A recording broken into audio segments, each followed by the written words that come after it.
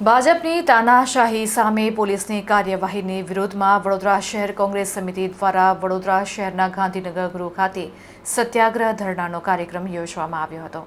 વડોદરા શહેર કોંગ્રેસ સમિતિ દ્વારા પ્રમુખ ઋત્વિક જોશીની આગેવાની હેઠળ મહિલા સશક્તિકરણની વાતો કરતી ગુજરાત ભાજપ સરકારના હિસાબે મહિલાઓ સાથે દુર્વ્યવહાર અને અમાનુષી વલણની સામે આજે સત્યાગ્રહ ધરણા કરવામાં આવ્યા હતા। પણ રાવપુરા પોલીસ સ્ટેશન ઘટના સ્થળ પર પહોંચી ગઈ હતી અને 10થી વધુ કાર્યકર્તાઓની અટકાયત કરી હતી।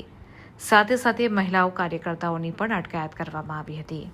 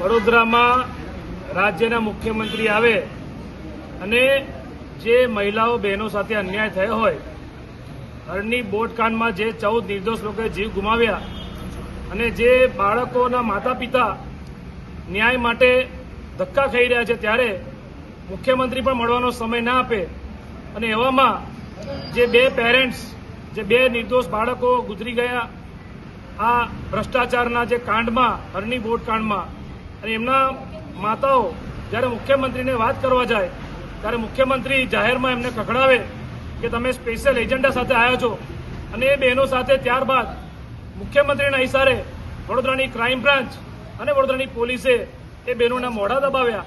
એ બહેનોને તેથી ગુનેગારોની જેમ લઈ ગયા, ક્રાઇમ બ્રાન્ચમાં 3-3 કલાક ગોંધી રાખ્યા।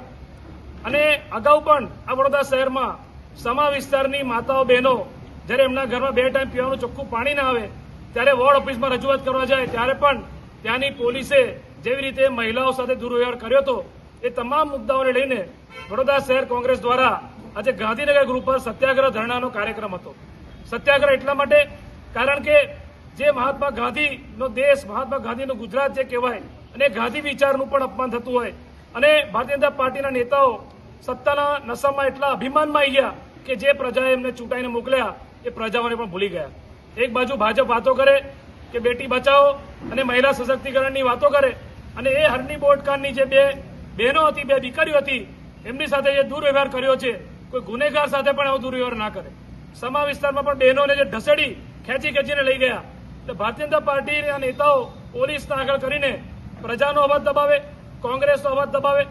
આજે પણ તમે જુઓ કે શાંતિપૂર્ણ ધરણાનો કાર્યક્રમ પરમિશન માંગવામાં આવે છે, તે છતાં વડોદરાની પોલીસ પરવાનગી નથી આપતી। શું આ લોકશાહી છે?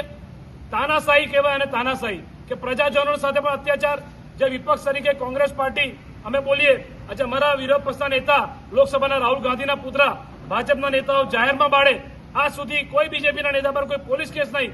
ઉપરથી એ રાવપુરાના પોલીસના અધિકારીઓ ત્યાં બોડીગાર્ડ બનીને ઉભા રહ્યા અને પુત્રને બાળવા દીધા. અને એક એસીપીએ તો સ્ટેટમેન્ટ આપ્યું કે પરવાનગી લીધેલી છે. પુત્ર બાળવાની પરવાનગીને અમને શાંતિપૂર્ણ ધરણા કરવાનો પણ અધિકાર નથી. આટલી બધી દાદાગીરી, આટલી તાનાશાહી આના વિરોધમાં જે ધરણા અમારે ગાંધીનગર કરવાના હતા એ ધરણા પોલીસ અમને નથી કરવા દીધા. માટે અહીં આટલા બધા પોલીસ સ્ટેશન કોંગ્રેસ પરિવારના અમે આગેવાનો એ ધરણા પર બેઠા છે.